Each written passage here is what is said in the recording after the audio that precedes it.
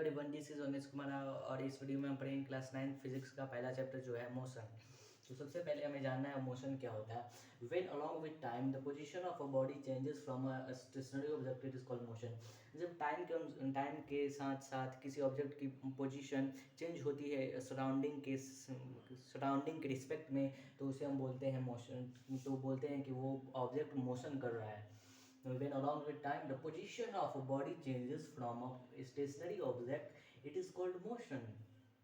जैसे कि आप अगर पॉइंट एच पे हैं और आपको पॉइंट एस पे जाना है, तो आप 5 मिनट्स लेंगे या 10 मिनट्स लेंगे। तो आप टाइम के हिसाब से आप एक स्टेशनरी ऑब्जेक्ट फॉर्म से आप पोजीशन चेंज कर रहे हैं, तो आप बोला जाएगा कि आप जो बॉडी हैं वो मोशन कर रहा है, आप मोशन कर रहे हैं।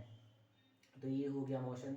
अब देखिए फिजिकल क्वांटिटी क्या होता है। Any quantity which can be measure, ऐसी कोई भी क्वांटिटी जिसे हम मेज़र कर सकते हैं by physical instrument, with the help of physical instrument, उसे हम फिजिकल क्वांटिटी बोलते हैं। जैसे कि हमारे पास एक कप में चाय रखा हुआ है, तो इस मैंने बोला ये इसका टेम्परेचर कितना है, तो आप बताएंगे 70 डिग्री सेल्सियस है। तो ये टेम्परेचर क्या हुआ, ये टेम्परेचर एक फिजिकल क्वांटिटी है जिसे हम थर्मामीटर की हेल्प से मेज़र कर सकते हैं।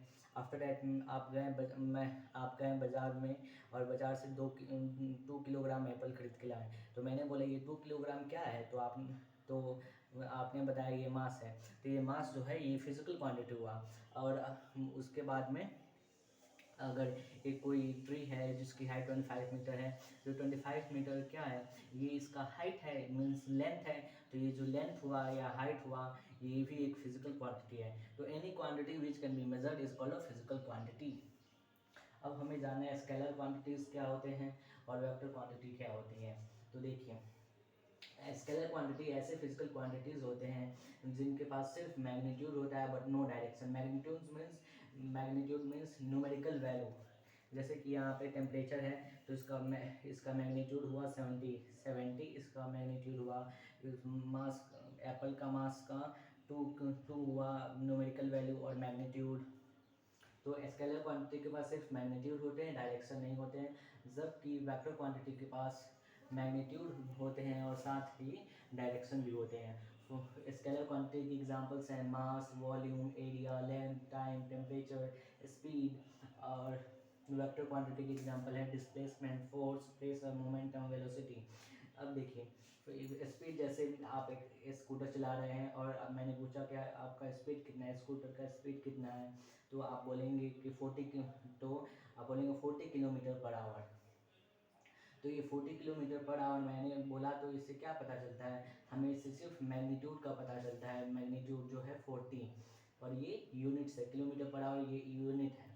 तो हमें मैग्नीट्यूड पता चलता है, इसलिए स्पीड जो है एक स्केलर क्वांटिटी है। और मैंने पूछा वेलोसिटी कितनी है स्कूटर की, तो आपने बताया 40 kilometre per hour towards north. तो यहाँ पे आपने मैग्नीट्यूड भी बताया 40 और आपने डायरेक्शन भी बताया टुवार्ड्स नॉर्थ, तो इसलिए ये वेक्टर क्वांटिटी है। नाउ डिस्टेंस जो होता है total path length covered by a body from P and Q. जैसे कि यहाँ पे पी एक चीटी है, वो पॉइंट पी से ऐसे घूमकर जिगजैग लाइन में जाती है क्यू पे। तो ये जो टोटल पाथ लेंथ है इसे हम बोलेंगे डिस्टेंस, और ये जो शॉर्टेस्ट डिस्टेंस है पी और क्यू के बीच में इसे बोलेंगे डिस्प्लेसमेंट। तो डिस्टेंस का total path length covered by a body from initial point two the final point. और इसे और इसका ऐसा यूनिट मीटर होता है, और ये स्केलर क्वांटिटी है। और डिस्प्लेसमेंट एक वेक्टर क्वांटिटी है। और shortest path between the initial point two the final point, between the initial point and the final point, और इसका ऐसा यूनिट मीटर है।